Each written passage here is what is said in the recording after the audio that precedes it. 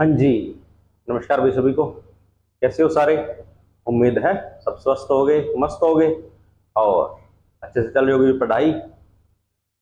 तो पहली बात तो आपके लिए एक छोटी सी जानकारी है और आप सबको पता ही होगी भी, गर्मी बहुत ज़्यादा बढ़ रही है। अभी अभी धीरे धीरे गर्मी बढ़ती जा रही है और आपके जो आगामी एग्ज़ाम आ रहे हैं वो लगभग मई, जून, जुलाई इन्हीं महीनों में है।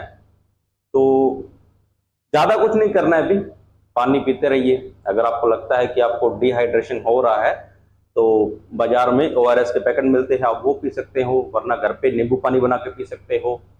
बट खुद को हाइड्रेट रखिए, जितना हो सके खुद को हाइड्रेट रखिए ताकि आपको जल्दी से कोई बीमारी ना पकड़ ले, क्योंकि एग्जाम से पहले बीमार होना हम अफोर्ड नहीं कर सकते। आप हो ही नहीं सकते। आप एक बार आप बीमार होते हो, आपके 2-3 दिन ऐसे ही चले जाते हैं। हल्के से बुखार, जुकाम, खांसी भी आ गई ना तो भी आपके 2-3 दिन चले जाएंगे। और गर्मी तो बहुत ज्यादा हो जाता है, अगर गर्मी लग गई तो बहुत ज्यादा दिक्कत होती है। इसलिए खुद का ध्यान रखें, गर्मी से बचे रहें, पानी पीते रहें, ठीक है? और इस बात का आपको पूरा ध्यान रखना है, ठीक है? चलो, तो आज हम पढ़ेंगे लोक गायन शैलियां, जिसमें हम मांड गायकी, मंगनियार गायकी, उसके बाद लंगा गायकी, चार बैंत लोक गायन शैली, तार बैंत गायन शैली, तारबंदी गायन शैली और हवेली संगीत पढ़ेंगे, ठीक है?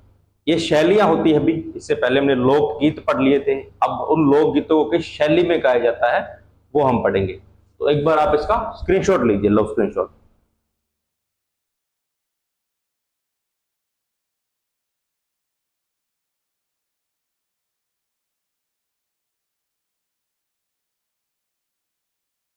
हो गया? चलो, तो प्रमुख गायन शैलियां, जिन शैली में मतलब जिस लय में, ताल में उनको गाया जाता है वह क्या होती है? लोक गायन शैलियां, ठीक है? तो इनको पढ़ते हैं, एक मिनट रुको भी। तो इनको शुरू करते हैं अभी। तो पहली है हमारी मांड गायकी। आपने सुना होगा भी मांड गायकी के बारे में, ठीक है? तो इसकी उत्पत्ति हुई थी जैसलमेर में। अब जैसलमेर का प्राचीन नाम क्या है? तो मांड है, और जैसलमेर में उत्पत्ति हुई है, इसीलिए इसको बोलते हैं मांड गायन शैली। इसके प्रमुख कलाकार है अल्लाह जिलाबाई। आपने इनको पढ़ा होगा भी, राजस्थान की मरु कोकिला जिनको बोलते हैं, अल्लाह जिलाबाई, जो कि बीकानेर से है। अब देखो भी, मैं इसमें आपको कहानियां नहीं बता रहा भाई, ठीक है? कहानियां बताने में कुछ नहीं है। क्लास 10 मिनट से 20 से 50 मिनट की मैं खींच दूंगा, बट इसमें कुछ है नहीं, सीधे सीधे फैक्ट है, वो आपको पढ़ने हैं। वरना कहानियां तो मैं इस क्लास को बहुत लंबी खींच सकता हूँ, इसको लिखता ही ना, यहाँ आके लिखता, साथ साथ में समझाता, ठीक है? पर मुझे वो नहीं करना, मुझे आपका टाइम बचाना है। अभी टाइम की वैल्यू ज्यादा हो रही है। तो इस प्रमुख कलाकार है अल्लाह जिलाबाई, जो कि बीकानेर से है। उसके बाद गवरी देवी, वे भी बीकानेर से है। और एक गवरी देवी और है जो कि पाली से है। फिर मांगी बाई, इनके बारे में आपने सुना होगा भी, यह उदयपुर से है। जमीला बानो जोधपुर से है। बन्नो बेगम जयपुर से है। और बतुल बेगम नागौर से है, ठीक है? ये मैंने आपको बता दिया है। इनसे क्वेश्चन बन सकता है मिलान वाला, कि मिलान कीजिए, तो आपको पता होना चाहिए। अब गौरी देवी यहाँ पर 2 है और एक गौरी देवी ये है, मैंने नोट डाल के लगाया है आपको। गौरी देवी जो कि डूंगरपुर से है, इन्हें वागड़ की मीरा कहा जाता है, ठीक है? अब अल्लाह जिलाबाई के बारे में कुछ और जानकारी अगर आपको चाहिए तो मैंने लोकगीत वाली जो है उसमें आपको अच्छे से करवा दिया है, ठीक है? तो आप वो क्लासे जाके पहले देखें, फिर यहाँ आके इन क्लासों को देखें, ठीक है? तो मांड गायकी आपका हो गया, जिसकी उत्पत्ति जैसलमेर में हुई है और जिसकी प्रमुख कलाकार अल्लाह जिला बाई, ठीक है? चलो, अगला है मंगनियार गायकी। चलो, मंगनियार गायकी, पहली बात तो यह मुस्लिम समुदाय की, मुस्लिम समुदाय ने मूल रूप से शुरू की थी। तो मंगनियार मुस्लिम है जो मूल रूप से सिंध प्रांत के हैं। सिंध प्रांत कहाँ है अभी? तो सिंध प्रांत तो पाकिस्तान के हैं, पाकिस्तान में है। तो वहां के जो मंगनियार मुस्लिम है, एक मिनट रुकना भी, तो वहां के जो मंगनियार मुस्लिम है उन्होंने मूल रूप से शुरू की थी। अब शुरू कहां की? तो जैसलमेर बाड़मेर में। क्यों? क्योंकि जब बंटवारा हुआ तो वह इस एरिया में आके रहने लगे, ठीक है? तो यह मूल रूप से सिंध प्रांत के हैं, किंतु अब जैसलमेर बाड़मेर में निवास करते हैं। इसलिए यह गायन शैली कहां प्रचलित है अभी? मंगनियार गायकी जैसलमेर और बाड़मेर में। इनका मुख्य पेशा क्या है अभी? गायन और वादन, गाना और बजाना, ठीक है? और प्रमुख वाद्य यंत्र इनका क्या है, कमाइचा व खड़ताल। ये क्वेश्चन पूछ सकते हैं कि मंगनियार गायकी में प्रमुख वाद्य यंत्र कौन से है, तो कमाइचा और खड़ताल है। ये क्वेश्चन बन सकता है अभी प्रमुख कलाकार, सदीक खां मंगनियार और साकर खां मंगनियार। इनसे क्वेश्चन क्या बनता है, सदीक खां मंगनियार है जो खड़ताल वादक है, खड़ताल बजाते हैं, खड़ताल वाद्य यंत्र मैंने आपको वाद्य यंत्र क्लास में पढ़ा दिया था। और साकर खां मंगनियार है जो कि कमाइचा वाद्य बजाते हैं। ये भी मैंने आपको अच्छे से बता दिया है कि कमाइचा क्या होता है।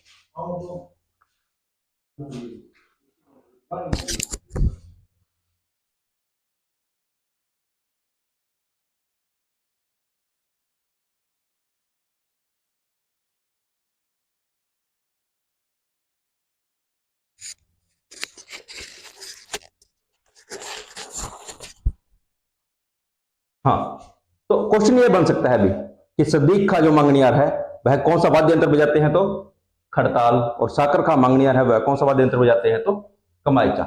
एक और है भी इनके रुक्मा मंगनियार, इनके बारे में पूछा जाए तो यह बाड़मेर के है जो कि विकलांग गायिका। कौन है, बाड़मेर के विकलांग गायिका। एक मिनट रुको अभी।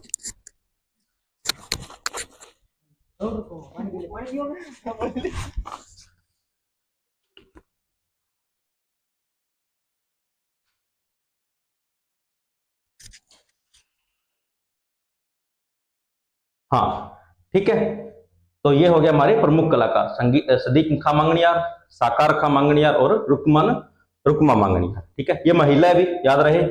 रुक्मा मंगनियार कौन है, महिला है, पुरुष में मत कराना इनको। अब सदीक खां मंगनियार के बारे में थोड़ी सी जानकारी हम देख लेते हैं। तो इनका जन्म कहां हुआ, अभी झापली गांव में हुआ है, जो कि कहां है, शिव तहसील बाड़मेर में। गांव कौन सा, झापली गांव, शिव तहसील बाड़मेर में इनका जन्म हुआ है। और इनकी स्मृति में, इनकी याद में 2002 में जयपुर के अंदर सदीक खां मंगनियार लोक कला एवं अनुसंधान परिषद की स्थापना की गई। ये थोड़ा देख लेना भाई कि सदीक खां मंगनियार जो लोक कला है और अनुसंधान परिषद है, इसकी स्थापना कहां की गई, जयपुर में। कब की गई, 2002 में। ये थोड़ा याद रखना भी इंपॉर्टेंट है, पूछ सकते हैं। ठीक है, अब ये कौन सा वाद्य यंत्र बजाते थे, तो खड़ताल वाद्य यंत्र का प्रयोग करते थे, इसको बजाते थे। तो एक बार आप यहां तक स्क्रीनशॉट लो भाई, पानी पी लूं तब तक।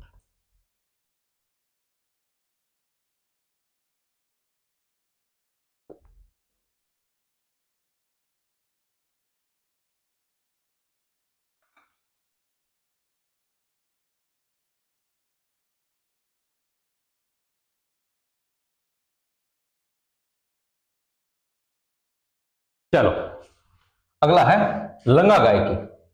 तो यह जैसलमेर और बाड़मेर क्षेत्र की लोक गायन शैली है। कौन सी, लंगा गायक शैली जो है। और लंगा जाति है भी मैंने आपको पढ़ाया था, लंगा जाति ही इसका प्रमुख रूप से प्रयोग करती है। दो ही बातें हैं, लंगा गायकी कहां प्रसिद्ध है, तो जैसलमेर और बाड़मेर क्षेत्र में प्रसिद्ध है। और किस जाति द्वारा, तो इसके नाम से ही पता चल रहा है कौन सी, लंगा जाति द्वारा यह प्रयोग में लाई जाती है। अगला है चार बैंत लोक गायन शैली। अपने चार बैंत का नाम सुनते ही अपने दिमाग में एक टोंक नाम आता है, आता होगा। जिनके नहीं आता भी वो तो या तो कल्चर से ढंग से जुड़े नहीं है, पर जिन्होंने ढंग से एक बार पढ़ा होगा कल्चर, उनको एक बार टोंक नाम आएगा। ठीक है, तो यह मूल रूप से टोंक में प्रसिद्ध है। कौन सी, चार बैंत लोक गायन शैली। ठीक है, अब एक काम करना भी, ये क्लास लगाने के बाद आप YouTube पे जाना और सर्च करना, आपको इनके बहुत सारे आपको गीत और मिल जाएंगे इन शैलियों में गाए हुए। एक बार सुनना भी यह कैसी होती है। ठीक है, चलो, तो यह मुख्य रूप से टोंक में प्रसिद्ध है। अब मूल रूप से कहां की है, तो मूल रूप से यह शैली अफगानिस्तान की है। देख लो, चार बैंत लोक गायन शैली प्रसिद्ध कहां है, तो टोंक में। मूल रूप से कहां की है, तो अफगानिस्तान की है। और प्रवर्तक है इनके करीम खां निहंग। कौन है भी, करीम खां निहंग। तीन ही बातें हैं, मूल रूप से अफगानिस्तान की है, मुख्य रूप से टोंक में प्रसिद्ध है, और प्रवर्तक कौन है इनके, करीम खां निहंग। अब वो क्वेश्चन पूछेगा कि मुख्य रूप से कहां प्रसिद्ध है, तो टोंक में, मूल रूप से कहां की है, तो अफगानिस्तान की।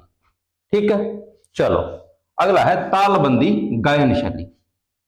तालबंदी, औरंगजेब जो थे, आपने सुना होगा भी, औरंगजेब ने जो संगीत है, नृत्य है, इनको बिल्कुल भी आश्रय नहीं दिया, उल्टा इनको खत्म करवाया था। तो जब औरंगजेब ने खत्म करवाना शुरू कर दिया था कि जो कलाकार थे उनको वहां से निकालना, और आपको पता होगा कि उसने इस चीज का तो बहुत ज्यादा विद्रोह कर दिया था, एक तरह से विद्रोह कहें या मना कर दिया था कि इसका प्रयोग करना ही नहीं है। मुस्लिम जो इसका समुदाय है या धर्म है, इसमें गायन का, संगीत का कोई स्थान नहीं है, उसने यह सब बोल दिया था। एक मिनट रुकना भी,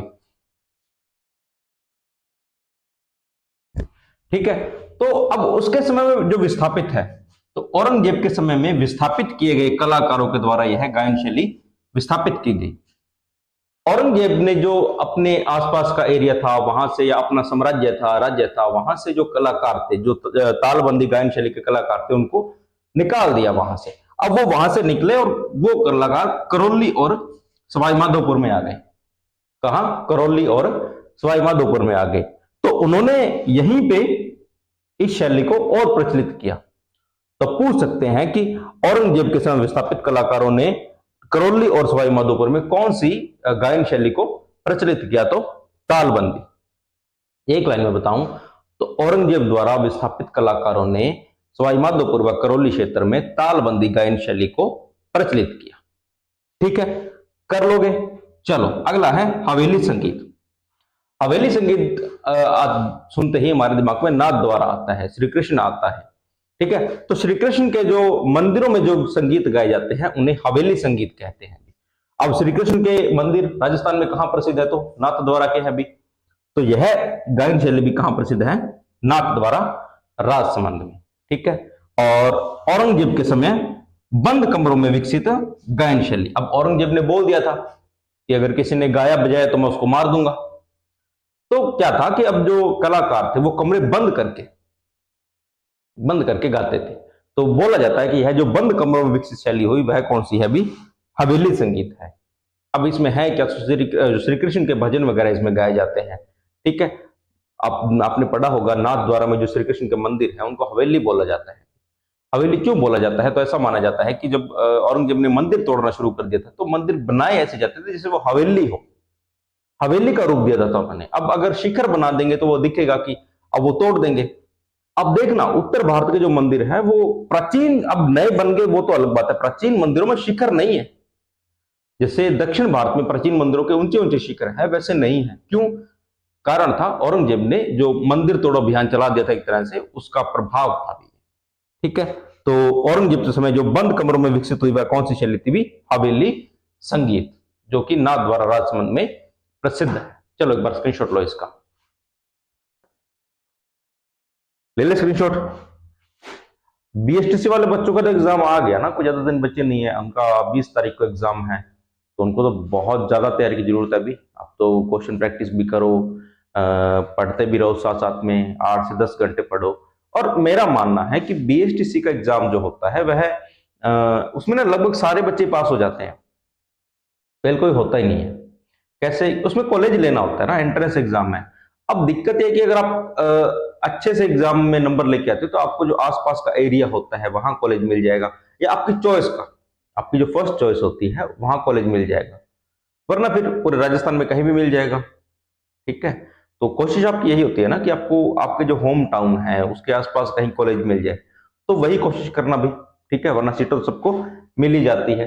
चलो शुरू करते हैं ध्रुपद गायकी से। एक मिनट रुक जाओ, मैं पानी पी लूं, फिर करते हैं शुरू।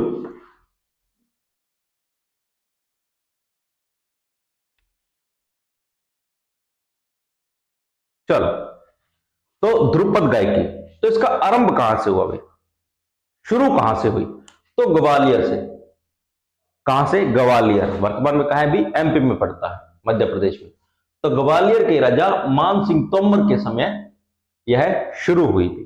किसके? मान सिंह तोमर के समय। एक लाइन है कि बैजू बावरा इन्हीं के दरबार में था। कौन है ये बैजू बावरा? तो मैं आपको 2-3 तथ्य बताता हूं, बाकी आप ढूंढना भी, ये आपका होमवर्क है, किनके बारे में आप ढूंढना। तो एक तो इनका नाम, बैजू बावरा का नाम क्या था वो आपको ढूंढना है भी। मैं कल की क्लास में आपको बता भी दूंगा और साथ में कमेंट सेक्शन में चेक भी करूंगा कौन कौन बच्चे बता रहे हैं कि बैजू बावरा का नाम क्या है। ठीक है, और ये मान सिंह तोमर के दरबार में ही थे भी, इनके दरबारी कवि थे एक तरह से बोल सकते हो। और यह तानसेन के समकालीन थे, मतलब तानसेन के बराबरी मान लो आप। तानसेन कौन था? तो अकबर के नवरत्नों में से एक था। उन्हीं के जितना मतलब बोल सकते हैं टैलेंट, उनके जितना ही टैलेंट किनमें था? बैजू बावरा में। अब इनका नाम बैजू बावरा क्यों? ठीक है, तो बैजू तो इनके नाम का शॉर्ट बोल देते हैं, वो हो गया। बावरा इसलिए बोलते हैं कि ये जब गाना गीत गाते थे या गायन शैली या कोई भी गायन गाते थे तो उसमें इतना खो जाते थे ना, तो भूल जाते थे दुनियादारी क्या है, भूल जाते थे। उसी चीज में पूरा अपने आप को शामिल कर देते, अपने पूरे दिमाग को, मन को, मतलब एक ही जगह पे कि दुनिया में क्या हो रहा है कोई मतलब नहीं, एक ही लगन में लगे रहते थे। इसलिए लोग इनको बावरा कहने लगे थे। तो इनका नाम क्या पड़ गया? बैजू बावरा। किनके दरबार में थे भी? मान सिंह तोमर के दरबार में थे। मान सिंह तोमर कहां के राजा थे? ग्वालियर के। और द्रुपद गायकी कहां शुरू हुई? ग्वालियर से। ठीक है, चलो आगे देखते हैं। द्रुपद गायन शैली से संबंधित मान कौतूहल ग्रंथ की रचना मान सिंह तोमर ने की। एक ग्रंथ आया है द्रुपद गायन शैली से संबंधित है, कौन सा? मान कौतूहल। रचना किसने की? यही हमारे राजा मान सिंह तोमर ने की। भारत की प्रसिद्ध गायन शैली जो वेदों से चली आ रही है, ये भी पूछा जा सकता है कि वह कौन सी गायन शैली है जो वैदिक समय से चली आ रही है? तो द्रुपद गायन शैली। हमारे जो वेद थे, ठीक है, 4 वेद थे जो कौन कौन से? यजुर्वेद, सामवेद, ऋग्वेद, ऋग्वेद, सामवेद, यजुर्वेद और अथर्ववेद, 4 वेद थे। उन समय से चली आ रही है कौन सी? द्रुपद गायकी। मध्यकाल में द्रुपद गायन शैली 4 वाणियों विकसित हुई। मध्यकाल जब तक आया तब तक क्या हुआ? द्रुपद गायकी 4 भागों में या 4 वाणियों में या 4 शैलियों में विकसित हो गई। ठीक है, 4 भाग और बने, कौन कौन से?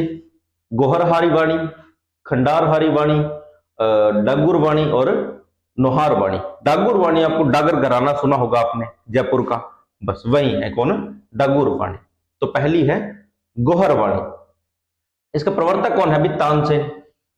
वहीं अकबर के जो दरबारी थे या उनके नवरत्न में शामिल थे कौन? तानसेन। तो गोहरहारी वाणी के प्रवर्तक कौन थे? तानसेन थे। और इनकी उत्पत्ति कहां से हुई इसकी? तो ग्वालियर से। ठीक है, हमारी पूरी द्रुपद गायकी की उत्पत्ति ही ग्वालियर से हुई है। तो कहीं ना कहीं इनमें से सबकी उत्पत्ति इसी के आसपास के एरिया से ही हो जाएगी। अगर आपको तुक्का मारना है तो आसान हो जाएगा, पर तुक्का मत ही मारो भी, आप याद करो और अच्छे से अपना परफेक्ट जो होता है करेक्ट आंसर देख के आना।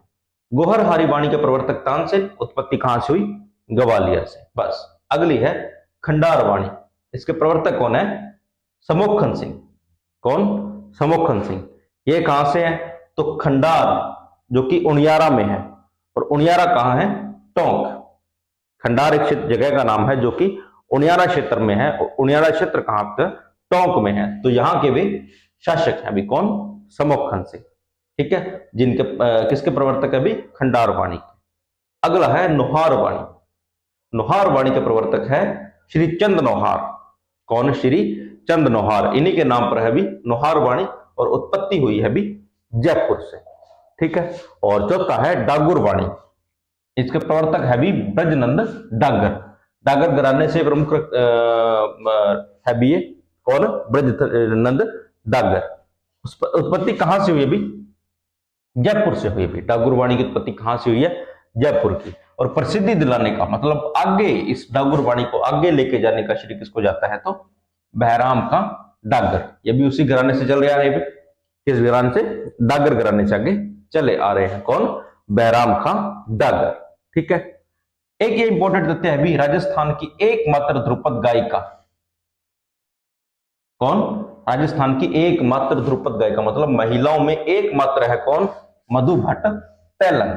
कौन? मधु भट्ट तैलंग। याद रखना भी इंपॉर्टेंट तथ्य है, आईएम पे लगा देता हूं आपके लिए। ठीक है, चलो। अकबर के समय तानसेन, इनके गुरु स्वामी हरिदास व गोपाल प्रसिद्ध ध्रुपद गायक थे भी। अकबर के समय 3 गायक प्रसिद्ध गायक इसके ध्रुपद गायन शैली के। एक तो तानसेन, तानसेन के गुरु स्वामी हरिदास और गोपाल।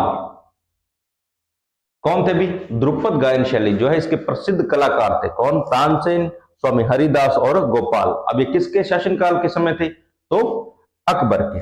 ठीक है, तो ये तो हो गए भी मेन मेन बातें। अब कुछ अन्य महत्वपूर्ण तथ्य भी हैं, ज्यादा नहीं है, एक बार स्क्रीनशॉट लो आप इसका।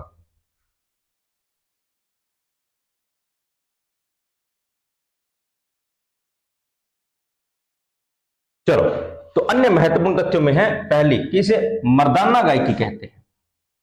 मर्दाना गायकी क्यों? कि इसको खुले कंठ से गाया जाता है, थोड़ा ऊंचे स्वर में गाया जाता है, ठीक है, और इसी कारण इसको क्या बोलते हैं? मर्दाना गायकी बोलते हैं। अगला है ध्रुपद की रचनाएं प्राय ब्रज भाषा में होती है। अब देखो जयपुर का एरिया, जयपुर के आसपास का जो एरिया है, ब्रज क्षेत्र का प्रभाव वहां बहुत है। श्री कृष्ण का प्रभाव, ब्रज क्षेत्र का प्रभाव बहुत ज्यादा है। तो वहां पर जो रचनाएं हो रही है वह भी कहीं ना कहीं ब्रज भाषा से प्रभावित होंगी। तो इसी कारण जो ध्रुपद गायन शैलियां हैं उन पर भी ब्रज भाषा का प्रभाव कहीं ना कहीं देखने को आपको मिलेगा, ठीक है। अगला है प्रमुख वाद्य यंत्र, तो पखावज। अगर प्रमुख वाद्य यंत्र भी आपको पूछ ले तो कौन सा है भी? पखावज वाद्य यंत्र है। अब वाद्य यंत्र मैंने आपको सारे करवा दिए हैं, आप प्ले लिस्ट में जाओ, वहां से आप सारे कर सकते हो। और आपको देखना है कि कौन सा है तो आप गूगल पे जाओ और आप डाल के देखो कि पखावज वाद्य यंत्र, तो आपको पूरी की पूरी फोटो आ जाएगी। अब काम कैसे करता है वह देखना है तो आप यूट्यूब पे जाओ, वहां आप डाल के देखो, आपको पूरा का पूरा वीडियो आ जाएगा कि यह कैसे काम करता है, ठीक है। अगला है आज राजस्थान में जयपुर व उदयपुर उदयपुर ध्रुपद गायन शैली के प्रमुख केंद्र हैं। आज आज के समय, वर्तमान समय में अगर पूछा जाए कि ध्रुपद गायन शैली के प्रमुख केंद्र कौन कौन से हैं, तो जयपुर है और उदयपुर है। मुख्य रूप से देखा जाए तो जयपुर है। जयपुर में भी इसको आगे कौन लेके जा रहा है? तो डागर घराना, ठीक है, ये डागर वाणी वाला डागर घराना, जिसके प्रवर्तक कौन थे भी? ब्रजनंदन डागर, और इनको प्रसिद्धि दिलाई थी वो बहराम खां डागर, ठीक है। अगला है ध्रुपद में मींड। अब ये मींड क्या होता है? तो एक स्वर, मैं कोई गा रहा हूं तो एक स्वर से टूटे बिना, एक स्वर को तोड़े बिना दूसरे स्वर में चला जाऊं, ठीक है। आप जब गा रहे हो तो आप एक सुर में हो और उस सुर को तोड़े बिना, उस सुर को रोके बिना आप दूसरे सुर में शिफ्ट हो जाओ, ठीक है, तो उसको बोलते हैं मींड। तो ध्रुपद में मींड एक स्वर से दूसरे स्वर तक बिना टूटे जाना और गमक का प्रयोग इसकी शुद्धता बनाए रखने के लिए किया जाता है। पूछ सकते हैं कि ध्रुपद गायन शैली की शुद्धता बनाए रखने के लिए किसका प्रयोग किया जाता है? ऑप्शन में होंगे मींड या गमक। मींड क्या होता है भी? मैं जब कोई गायन शैली का प्रयोग कर रहा हूं, कोई गीत गा रहा हूं और मैं एक सुर में हूं, तो उस सुर से टूटे बिना, उसको खत्म किए बिना दूसरे सुर में प्रवेश कर जाऊंगा, वह क्या होगा? मींड होगा, ठीक है। तो यहां तक आपको समझ आ गया होगा, ठीक है, और समझ आया है तो एक बार लो स्क्रीनशॉट। हमने लोकगीत पढ़ लिए थे भी राजस्थान के, उसके बाद उन लोकगीतों को किस शैलियों में गाए जाते हैं वो पढ़ ली थी, ठीक है। आज हम पढ़ेंगे संगीत घराने। क्या होते हैं घराने? मैं बोलूं कि एक म्यूजिक है जो मैंने आज गाया, मैंने आज बनाया, उसको गाया, कल को मेरे वो आगे पीढ़ी दर पीढ़ी चलता रहेगा, तो एक टाइम पे ऐसा आएगा कि एक नाम हो जाएगा कि हाँ ये जो सॉन्ग है वो उस पीढ़ी से शुरू हुआ था, उसने पहली बार गाया था, फिर वो आगे धीरे धीरे धीरे धीरे धीरे धीरे सब गाने लगे, उसको उस पीढ़ी से आया है, बस वही घराना हो गया, ठीक है। तो एक बार आप इसका स्क्रीनशॉट लो, आपको फिर पढ़ाते हैं, करते हैं शुरू। लो स्क्रीनशॉट एक बार।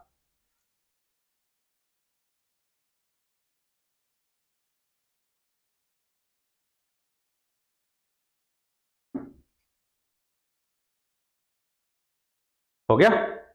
चलो, अब परिभाषा अगर देखें, सामान्य सी परिभाषा है कि जब संगीत गुरु से संगीत परंपरा उनके शिष्यों के माध्यम से पीढ़ी दर पीढ़ी आगे चलती रहती है, उसे संगीत घराना कहते हैं। वही बात आ गई कि जब संगीत गुरु से, कोई एक संगीत गुरु है जिसने संगीत बनाया, संगीत गुरु से संगीत परंपरा, अब वो परंपरा उनके शिष्यों के साथ पीढ़ी दर पीढ़ी आगे चल रही है, तो वो क्या कहलाएगा? एक संगीत घराना कहलाएगा, ठीक है।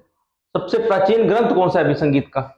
चलो, आपके लिए 1 मिनट का टाइम है, आप मुझे जल्दी से बताओ। मैंने सोचा था आपके लिए क्वेश्चन छोड़ूंगा, 1 मिनट में आपको देता हूं, आप बिना देखे ईमानदारी से कमेंट करना, यही वीडियो पॉज कर लो और कमेंट करके बताओ कि सबसे प्राचीन संगीत ग्रंथ कौन सा है। चलो बताओ 1 मिनट में, तब तो पानी पी लूं मैं। देखो,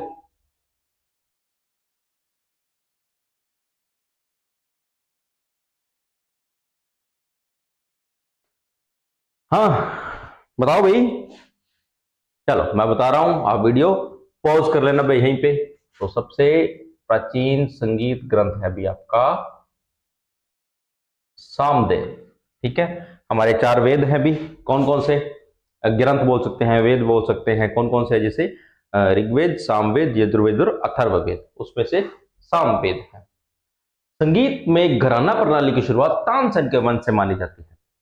ठीक है, कि यह शुरू कहां से हुआ था, घराना प्रणाली वाला सिस्टम कब शुरू हुआ था? तो यह तानसेन के वंश से। अब तानसेन कब रहा था तो आप देख लो, अकबर के दरबारी कवि था, तो अकबर के समकालीन था। अकबर का आप समय निकाल सकते हो कि इस समय से इस समय तक अकबर था, तो उसके 9 जो रत्न थे उनमें तानसेन भी एक प्रमुख रत्न माना जाता है। तो आप समय का भी अंदाजा लगा सकते हो, पर पूछा नहीं जाता है। सिर्फ ये पूछा जा सकता है कि जो संगीत प्रणाली की शुरुआत है वह कब हुई थी, संगीत घराना प्रणाली की शुरुआत कब हुई थी वो, तो तानसेन के वंश से शुरू हुई मानी जाती है। ठीक है, ये सामान्य जानकारी है भी। परिभाषा बोल सकते हो, प्राचीन ग्रंथ बोल सकते हो, या कब शुरुआत हुई। ठीक है, अब पढ़ेंगे हम प्रमुख संगीत घराने। ठीक है, तो पहला कौन सा है? जयपुर घराना। पहला कौन सा? जयपुर घराना। प्रवर्तक इसके कौन है अभी? मनरंग भूपत खां। मनरंग भूपत खां। ठीक है, और दिल्ली घराने के प्रवर्तक सदरंग खां के पुत्र थे भी ये। कौन? जो दिल्ली घराना था उनके प्रवर्तक थे कौन? सदरंग खां थे। उनके पुत्र थे कौन? मनरंग भूपत खां।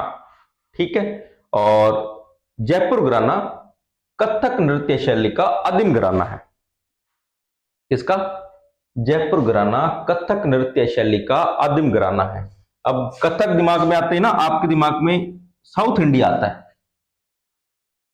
साउथ इंडिया, दक्षिणी भारत। क्यों? क्योंकि हमने देखा ही वही आज तक टीवियों में, मूवीज में, कि उनके हो रहे। नहीं, आदिम घराना जयपुर है।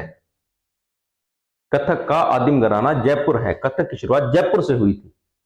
ठीक है, तो यह ध्यान रखना भाई। अब कभी भी कथक के दिमाग में आए कि कथक शैली, कथक नृत्य, तो आपके दिमाग में जयपुर आना चाहिए, दक्षिणी भारत नहीं। हाँ, यहां से विकसित होकर वो आगे गई थी, मान सकते हैं, पर शुरुआत जयपुर घराने से हुई है अभी। ठीक है, कथक घराने के प्रवर्तक कौन थे भी? भानुजी महाराज। जो कथक घराना था उनके प्रवर्तक कौन थे भी? कथक की शुरुआत मान सकते हैं किसने की थी? तो भानुजी महाराज ने। और कथक घराने के कलाकार कौन थे भी? तो बिरजू महाराज। तो नाम याद रहे, कथक घराने के प्रवर्तक भानुजी महाराज, कथक घराने के कलाकार बिरजू महाराज। ठीक है, और जयपुर घराने की उपशाखा कितनी है अभी? 2 उपशाखा। आगे और कितनी शाखाओं में बंटा? तो 2 उपशाखाओं में बंटा। कौन कौन सी? पटियाला घराना और अतरौली घराना। एक तो पटियाला घराना और दूसरी अतरौली घराना। ठीक है, तो एक बार आप स्क्रीनशॉट लो, यहां तक तब तक मैं पी लूं पानी। लो स्क्रीनशॉट।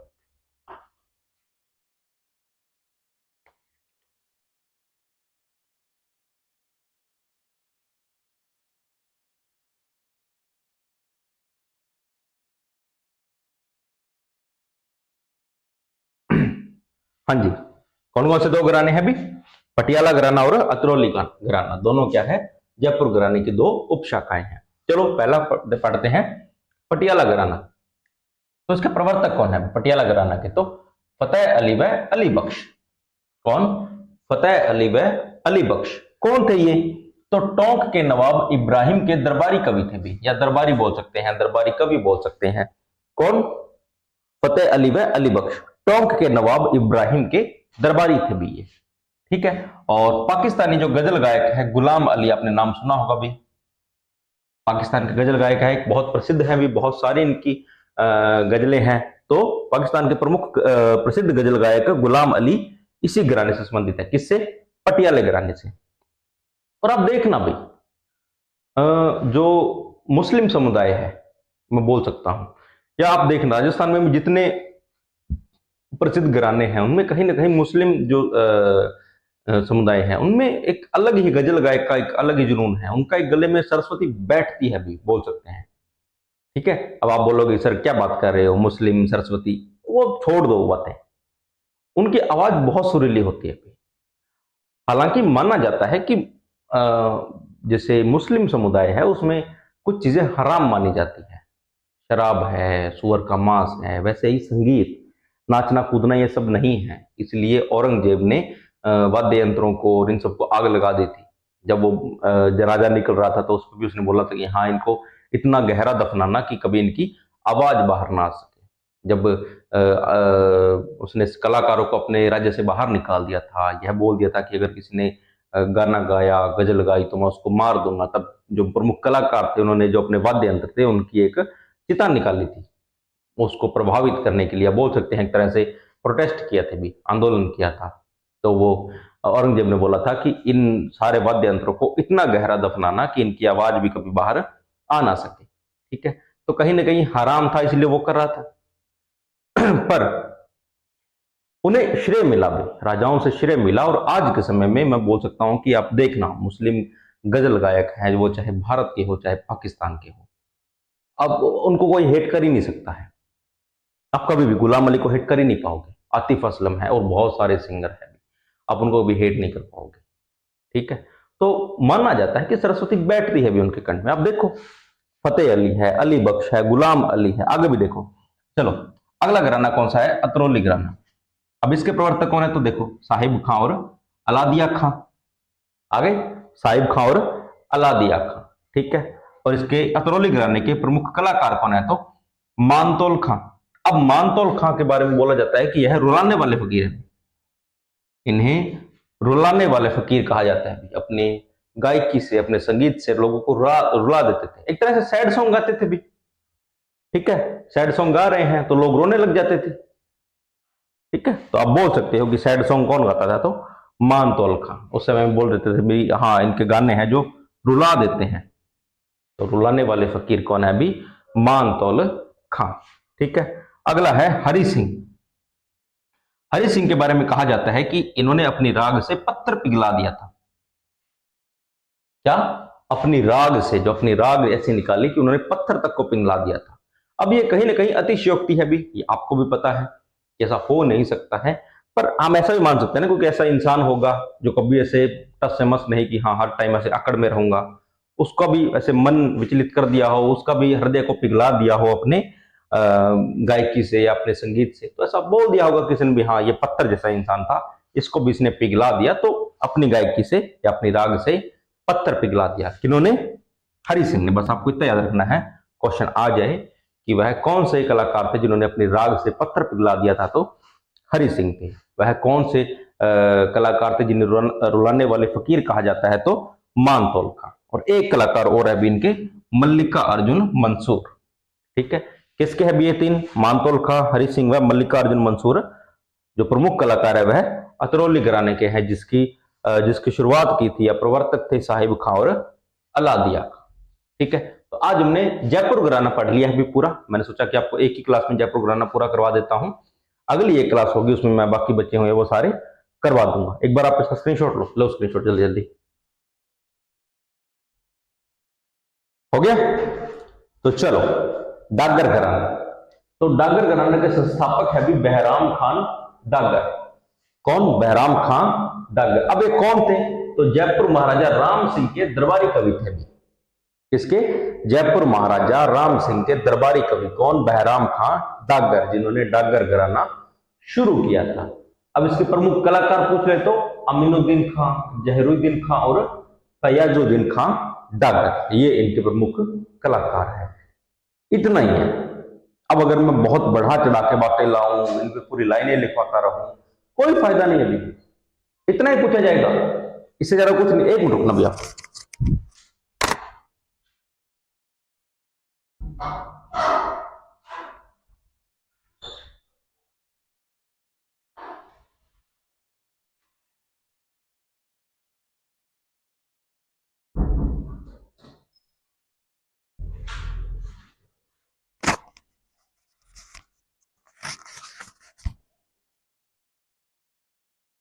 हाँ जी, ठीक है। तो डागर घराना संस्थापक बहराम खां डागर जो जयपुर महाराजा राम सिंह के दरबारी कवि थे। इसके प्रमुख कलाकार अमीनुद्दीन खां, जहीरुद्दीन खां और फयाजुद्दीन खां डागर है। ठीक है, अगला है मेवाती घराना।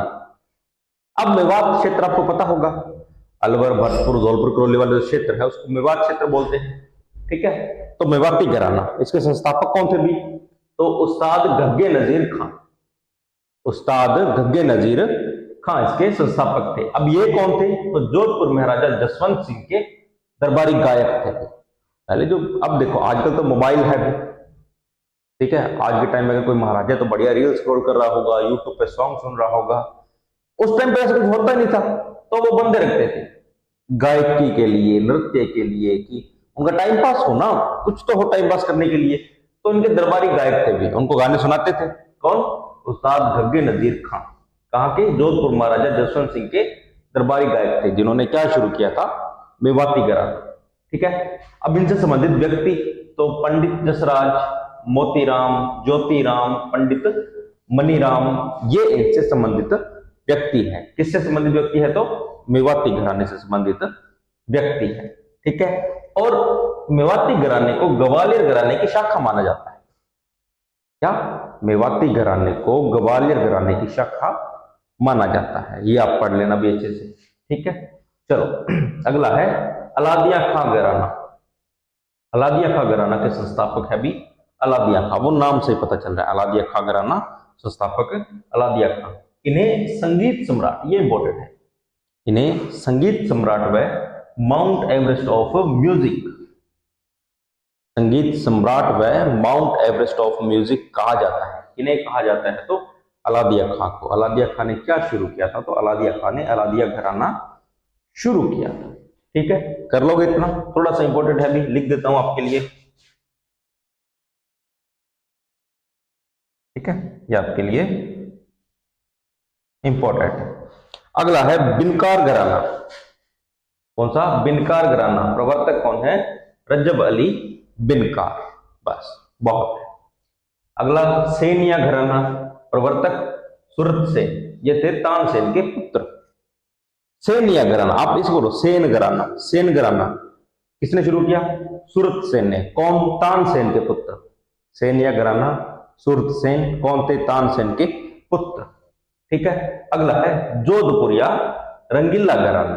दो नाम है, जोधपुरिया रंगीला घराना। प्रवर्तक कौन थे भी? रमजान खां रंगीले। रमजान खां रंगीले ने रंगीला घराना शुरू किया। अच्छे रंगीले गाने गाते थे। ठीक है, बोल दिया होगा भी, आप रंगीले व्यक्ति हो तो उसका नाम कहीं पड़ गया, कौन सा? रंगीला घराना। प्रवर्तक रमजान खान रंगीले। तो यहां तक हमारे संगीत घराने पूरे हो गए। इनसे आपसे लगभग 90% क्वेश्चन आपका इनसे हो जाएगा। मतलब आपका क्वेश्चन इससे बाहर नहीं जाने वाला। अगर लेवल यूपीएससी तक का जा रहा है, वहां पूछा जाएगा तो अलग बात है, वरना आपके जो नॉर्मल एग्जाम होते हैं उनसे बाहर नहीं जाने वाला। ठीक है, तो यहां तक एक बार स्क्रीनशॉट लो, फिर हम करते हैं प्रमुख संगीतज्ञ। लो स्क्रीनशॉट।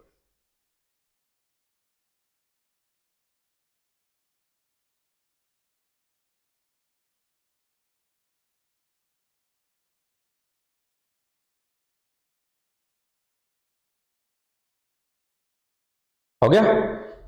चलो, प्रमुख संगीतज्ञ। एक नाम हमारे दिमाग में आता है, कौन सा? अल्लाह जी लाई।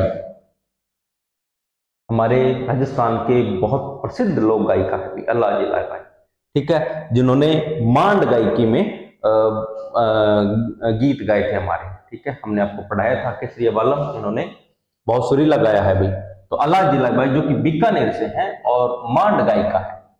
मांड एक शैली है, गायन शैली है, उनकी गायिका है कौन? अल्लाह जी लाई और बीकानेर के हैं भी। ठीक है, इनके बारे में इनका कौन सा संगीत गाया है, लोकगीत गाया है, वो लोकगीत वाली क्लास में आपको करवा दिया है।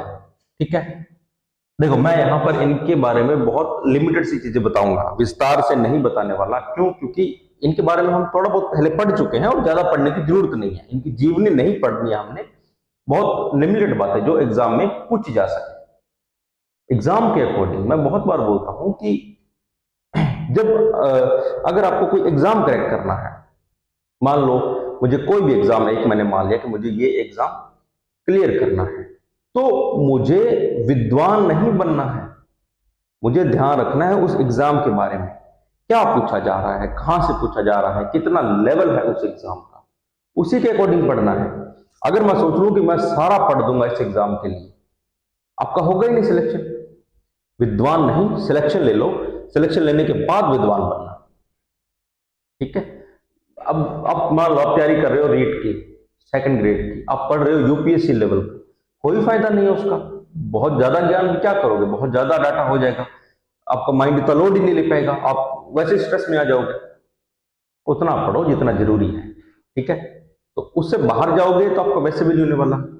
विद्वान बनो, बाद में सिलेक्शन हो गए उसके बाद विद्वान बनो बहुत टाइम में, पर उससे पहले सिलेक्शन ले लो, ठीक है। इतनी बात अपने दिमाग में जरूर बिठा लेना भी। चलो, तो अल्लाह जलाईबाई को 1982 में पद्मश्री और 2012 में मरणोपरांत राजस्थान रत्न पुरस्कार से नवाजा गया, ठीक है। कौन कौन से? 1982 पद्मश्री मिला और 2012 में इनकी मृत्यु के पश्चात इन्हें राजस्थान रत्न पुरस्कार मिला भी, ठीक है। इनके उपनाम है भी, राजस्थान की मरु को किला कहा जाता है इन्हें, या फिर मरुभूमि को किला कहा जाता है, ठीक है। राजस्थान की मरु को किला या मरुभूमि को किला कहा जाता है। और 2003 में 5 रुपए का डाक टिकट जारी किया गया है पे। बस देखो, लिमिटेड सी बातें हैं। पहली, अल्लाह जलाईबाई कहाँ के हैं? बीकानेर के मांडगाई का है। 1982 में इन्हें पद्मश्री और 2012 में मरणोपरांत राजस्थान रत्न पुरस्कार मिला। उपनाम राजस्थान की मरु को किला या मरुभूमि को किला। और 2003 में 5 रुपए का डाक टिकट पर जारी किया गया। बस सामान्य सी चीजें थी, आपको समझ आ गई होगी। अगला है जगजीत सिंह, बहुत प्रसिद्ध गजल गायक है। अगर आपने गजल सुनी है तो जरूर सुनना, नहीं सुनी तो सुनना, और सुन रखी है तो 2 बार और सुनना भाई। कहां से है? तो श्रीगंगानगर, श्रीगंगानगर के गजल गायक है अभी। बहुत अच्छी अच्छी गजलें इन्होंने गा रखी है, आप जरूर सुनना भी, ठीक है। जगजीत सिंह। और 2012 में मरणोपरांत इन्हें राजस्थान रत्न पुरस्कार से नवाजा गया। इन्हें भी मरणोपरांत मिला भी 2012 में, किन्हें? जगजीत सिंह को, ठीक है। और ये इस समय में इकट्ठे मिले थे, बहुत सारे गायकों को एक साथ ही मिले थे, ठीक है। तो किसको? जगजीत सिंह को, जो कि श्रीगंगानगर के गजल गायक है, जिन्हें 2012 में मरणोपरांत राजस्थान रत्न पुरस्कार से नवाजा गया। अगला है साकर खां मंगनियार। कौन? साकर खां मंगनियार हमीरा क्षेत्र के हैं भी, जो कि जैसलमेर में है। सीधा पूछ सकता है साकर खां मंगनियार कहाँ के? तो जैसलमेर के हैं। कमायचा वादक है भी, मैंने आपको पढ़ाया था भी ये, आप जाना वाद्य यंत्रों में आपको मिल जाएंगे। कमायचा वादक है भी। और 2012 में इन्हें पद्मश्री मिला। 2012 में इन्हें कौन सा अवार्ड मिला? पद्मश्री अवार्ड मिला। अगला है प्रेरणा श्रीमाली। प्रेरणा श्रीमाली, जो कि बांसवाड़ा की है, महिला है, बांसवाड़ा की है और जयपुर घराने की वरिष्ठ नृत्यांगना है। नृत्य करती थी वहां पे, वरिष्ठ मतलब मेन जो बोल सकते हैं, हेड है, ठीक है। तो कहाँ के हैं? बांसवाड़ा के।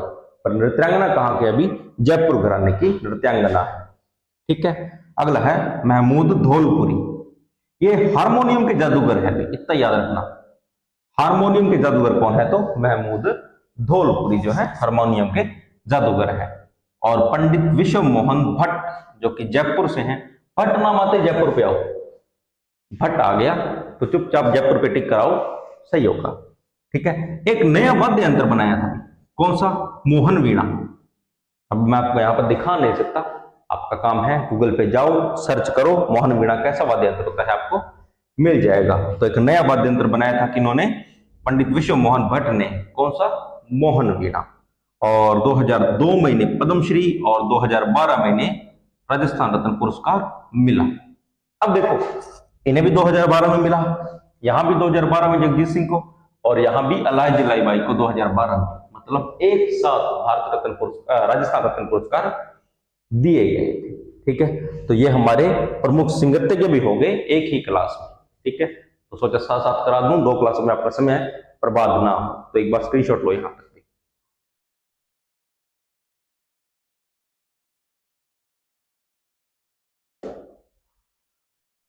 हो गया? चलो, तो यहां तक कर लेना भी, और तैयारी इसी तरह जुटे रहो, करते रहो मेहनत, मेहनत का फल जरूर मिलेगा। और क्लासें अच्छी लग रही है तो क्लासों को शेयर करना, चैनल को सब्सक्राइब करना भी जिन्होंने नहीं किया है, वीडियो को लाइक किया करो, अच्छे से देखा करो, कमेंट किया करो, आपकी कुछ राय हो, कुछ बदलना हो कि हाँ सर इस चीज को बदलो, इस चीज को इम्प्रूव करो। आप देखना, कभी हमारे पुरानी वीडियोज में बहुत सारी कमियां थी, हमने उनको सुधारा। कैसे? हमें स्टूडेंट्स ने बोला, हमें जो देख रहे बच्चे, उन्होंने बोला कि आप ये चीज सुधारो, उनको ये चीज इसको इम्प्रूव करो, और धीरे धीरे वो चीज इम्प्रूव होती गई। आप उस चीज में देख सकते हो, आप हमारी पहली क्लास से देखना और अब की क्लास से देखना, आपको उसमें बहुत सारा बदलाव मिलेगा भी। ठीक है, आप बताओगे, हम उस चीज में सुधार कर लेंगे। ठीक है, और आपको कंटेंट में कुछ दिक्कत लग रही है कि हाँ सर आपने ये चीज नहीं बताई है, तो आप कमेंट करके जरूर बताना भी, मेरी क्लास में भी और नरेंद्र सर की क्लास में भी आप जरूर बताना कि सर आपने ये चीज नहीं बताई है। अगर जरूरी होगी तो हम अब आपको अगली क्लास में शॉर्ट्स वीडियो या कमेंट के माध्यम से जरूर आपको वह चीज बता देंगे। ठीक है, तो यूं ही अपना प्यार बनाए रखिए। आपसे मिलते हैं अगली क्लास में एक नए टॉपिक के साथ। तब तक आप सभी का धन्यवाद।